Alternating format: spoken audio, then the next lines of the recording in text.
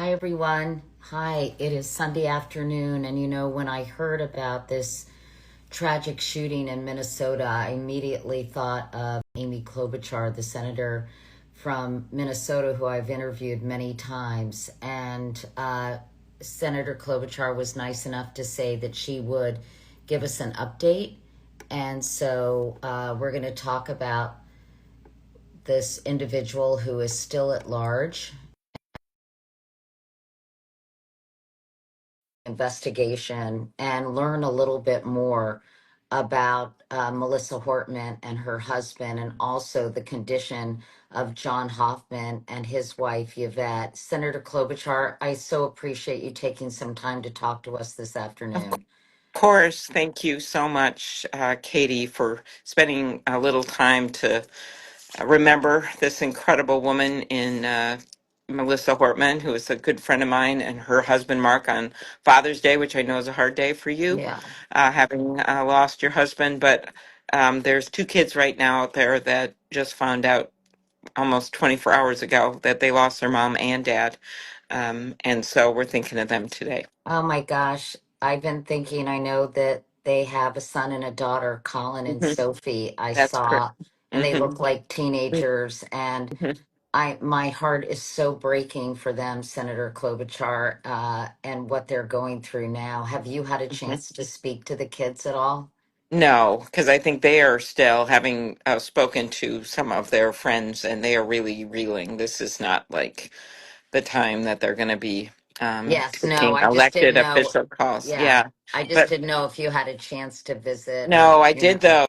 I did hear from a vet, the wife of John Hoffman, who had also shot. And she just sent me this text and asked me to share it just like about an hour ago.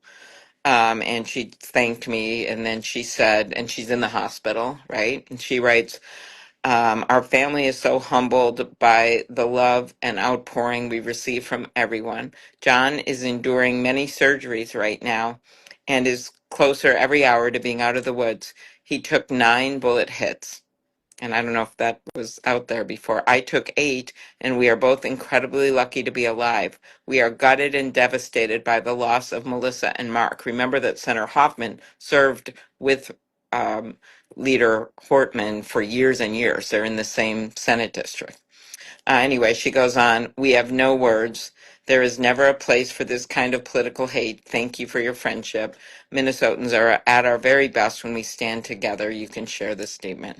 So he's still having surgeries, and the thought that they lived through this is also, by the way, a tribute to law enforcement and the first responders who got there, saved them, got them to the hospital, and then this is Brooklyn Park Police in Brooklyn Park, Minnesota, had the wherewithal to decide, wow, we better check on Representative Hortman on their own, no call, went over there, and that's when she had, I think, had been already shot. All the facts will come out later, but they then engaged in kind of a gunfight with the perpetrator At and at Senator Hortman's house? Or Representative Hortman's house. sorry, Right, Representative Hortman's right. house. Yeah. And so somehow they engaged there, but whatever it was, I'm not sure about the gunfire. There was definitely gunfire because she was shot. They were able to capture his car, right? They were able to, that's how they were able to find a lot of things that have led them to know who he is, and now led them to find a second car today, led them to be able to put the photos out, including that really chilling ring camera photo that shows him with a mask at one of the houses right before he killed Melissa and her husband, Mark. And so that is really hard to see because it was literally, he did that most likely because he saw the ring camera, but they also have other photos of him that they put out a $50,000 reward the FBI has, and all of these things are been because they had the presence of mind, the Brooklyn Park Police, Suburban Police Department, to go there right after they thought, wow, we better check on her. Wow. And so that's what led to them. While they weren't in time to save her and Mark, obviously and tragically, they were able to most likely saved so many other lives because that stopped him from going to the next place and the next place and the Well, next place. let's talk about that. And but I don't want to let you go before we talk about Melissa and her Yes. husband and all that she accomplished, Senator Klobuchar. But just while we're talking about this, there was some kind of manifesto found in his car. My understanding, and all the information is Hmm. coming in Yeah. piecemeal, is that he's escaped on foot out of the back door, Yes. or and Something like that. And the anyway, things, and I that want to, what's been found in his car is, having talked to some people, I mean, all the facts will come out when they're ready to come out. Right now, their number one thing is to find him. This is a big manhunt. But there's a number of documents. It may not quite be a manifesto, but there's a number of documents that have different lists, different people. There's one that people were focusing on with Minnesota, but there's other lists that have other names on it.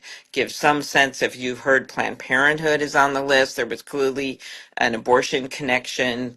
They were on the list. He had clearly had issues with that. And so we just don't know everything yet. But yeah. what we do know is that we lost this, you know, incredible woman who you would have just loved her. She was, she starts out running for legislature with little kids. That's how I met her.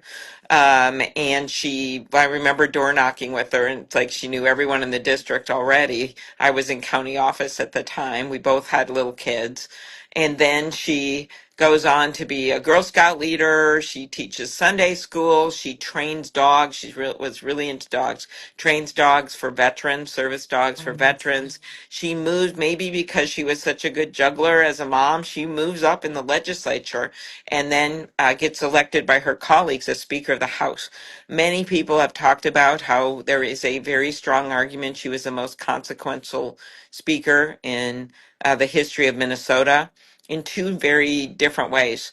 Just this year, with a tied legislature, she was able to negotiate with her Republican counterpart, a woman, the budget, and was able to get us out of a shutdown while everything's falling apart in Washington.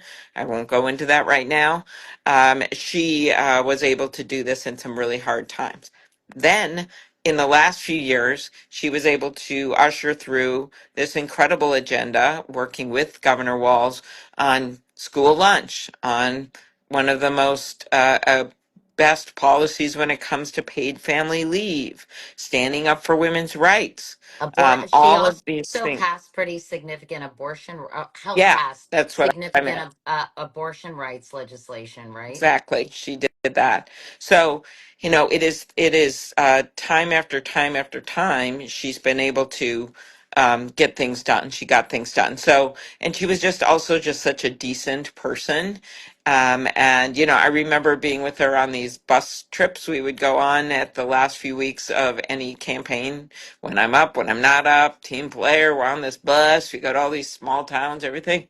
And my husband was remembering, he just loved her. And he was remembering how everyone's on there eating Doritos, talking on the phone. She's got this spreadsheet of every legislative district, over 100 that she's dealing with, what the door knock numbers are, calling them on the phone. You need to do this, you need to do that. We're going to do this there. We're not going to do this there anymore. What the polling shows.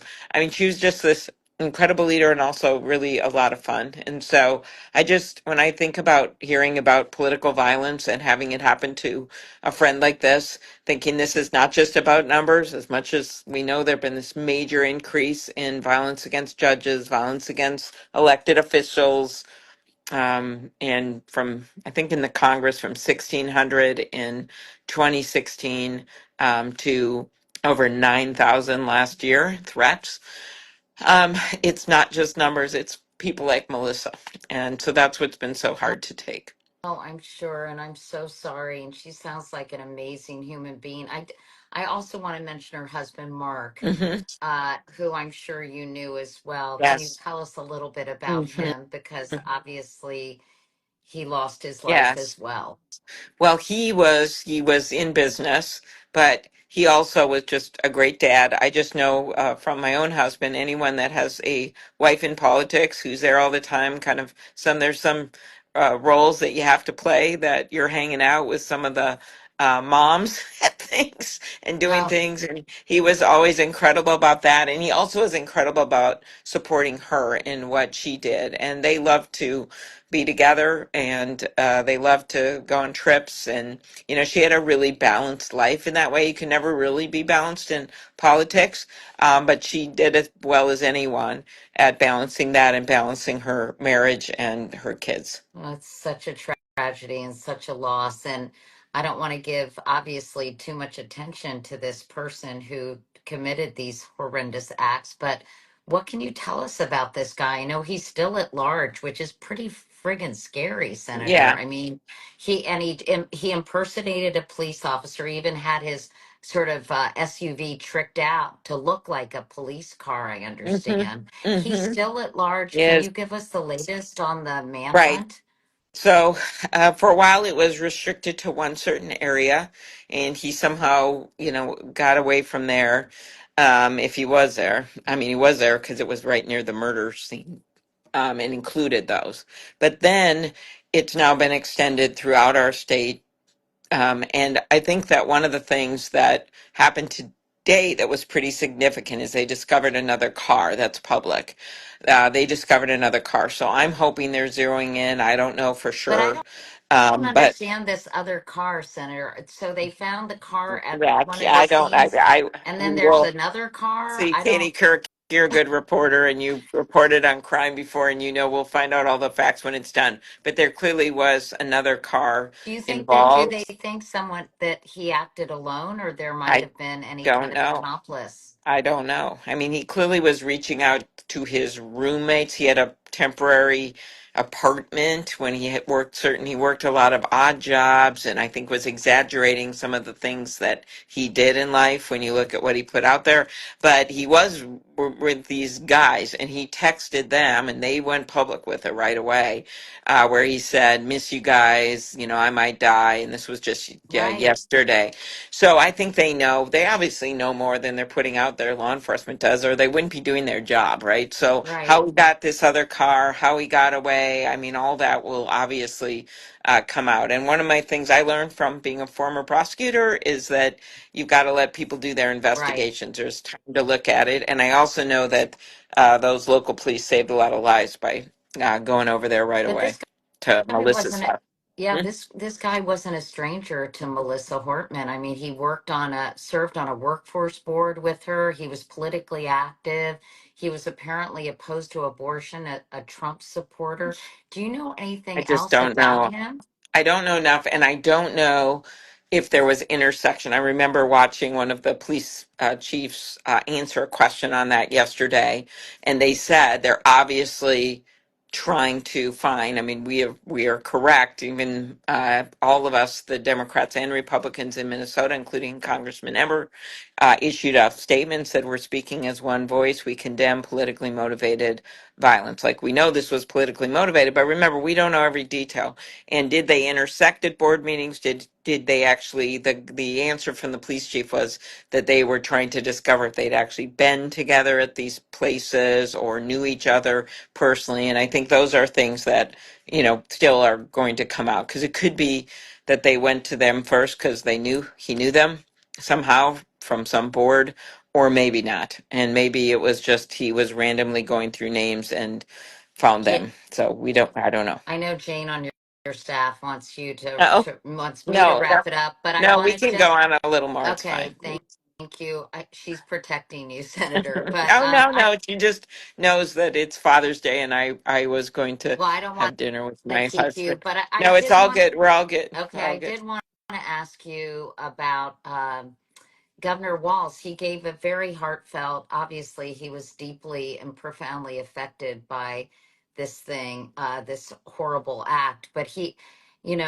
Donald Trump, President Trump, condemned the violence in a social media post. But I want to read you what he said to Rachel Scott, who's a reporter at ABC, Hmm. when she asked if he was going to call Tim Walz. He said, "Well, it's a terrible thing. I think he's a terrible governor.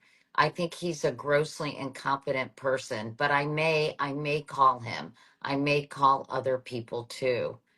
What do you make of that? It's such a I, bizarre I just thing to say. one of the things I try not to do is elevate those kind of comments because we're in the middle of a manhunt in our state. We've had two beloved legislators, one shot and is trying to hold in there, as his wife just described in the text I read, and the other one dead. And the Republicans in our state, from Congressman Emmer to a number of the legislators who were, they were uh, warriors on the Republican side. They're not people who would say this if they didn't mean it. They just talked about what an incredible person she is. So I have, my hope is that he does call the governor and that he reaches out to people he thinks is appropriate in a way that's appropriate for the somberness of this loss. We haven't even, the kids literally found out their two parents were dead just in the last 36 hours or so. We're in a manhunt. We've got, funerals left to come. Mm. And so that is kind of Yeah. where I am on this. And I hope that if there's any chance to reduce this kind of negative rhetoric and that these elected officials on all levels who are engaging in it would look in the mirror and see what's happening here and the posts on social media, what that means, and just think of her and what Melissa stood for as an elected official and what she stood for public service, and just take something from that and act like Well, that. how can we turn down this inflammatory rhetoric? I think Mhm, it's such a fevered pitch, as you know. mhm. People are very upset on both sides. I read a quote by a Harvard political scientist named Steve Levitsky. He co-wrote this book, Senator, called How Democracies Die in 2018. Yeah, I And heard of it. Yeah. this is what Mhm, he said. I mean, it's not rocket scientists. It's not rocket science. You condone the January 6th insurrection. You pardon them all, or virtually all of them, including those who physically assaulted police officers. You treat them as heroes. You send around unmarked cars with masked vigilante like agents, abducting people off the streets. You've created an atmosphere that's not just permissive of political violence, it encourages political violence. Do you think a disproportionate amount of this inflammatory rhetoric is coming from the right, or do you think both sides are to blame for this very heightened, you know, tone and hateful tone that we see everywhere? I have some strong views of this, and I have condemned this kind of rhetoric from the president. I'd rather come on another time Yeah, I than understand. I associate appreciate with that. this horrible murder in our state. And also, when I don't know every detail Right. about this guy. I do know that he had abortion rights groups on the list, which makes me think that's pretty significant. And I do know they've been putting out misinformation about this. I just want law enforcement to be able to solve this crime so he doesn't kill anyone else. I understand. And I have We some can talk. obvious views that I favor civility. I work across the aisle, and I think people in that are engaging in this kind of talk just need to stop. I appreciate that, and I totally understand. This is not necessarily the time or the place for a full-throated conversation on that. Before we go, what are you telling the people of Minnesota in terms of their own safety? Because, as I said, it's pretty frightening when you think about this guy being at large and armed and clearly dangerous. Yeah, our number one thing is to follow what law enforcement advises, and it may crop up in different pockets of the state. For a while, we had thousands of homes that were in shelter in place. So our political leaders made it very clear, follow the rules. The mayors have been really helpful getting out there in the towns. These are the area of the murders are kind of working class suburbs. They are incredible places. And we wanted to make sure that people trusted what law enforcement was telling them, to the extent that we said there has to be two officers that come to your door before you answer it, because this guy could still be posing as a police officer. And now, same kinds of things. We're really trying to people to look out, and if they see anyone that looks like him, to call the tip line, to not engage, to go on. Obviously, he's armed and dangerous. So that's what we are doing right now. And then just to cherish the memories of Melissa Hortman and her husband. All right, Senator Klobuchar, thanks for spending some of your Thanks, Sunday Katie. afternoon, especially on Father's Day. We No, appreciate no, it. it's fine. And All good right. luck with everything. Okay. And I hope they find him very Yeah, soon. that's our biggest thing. Okay. Okay. Thank you Thanks, so Katie. much. See Thanks, you. everyone. Thank you.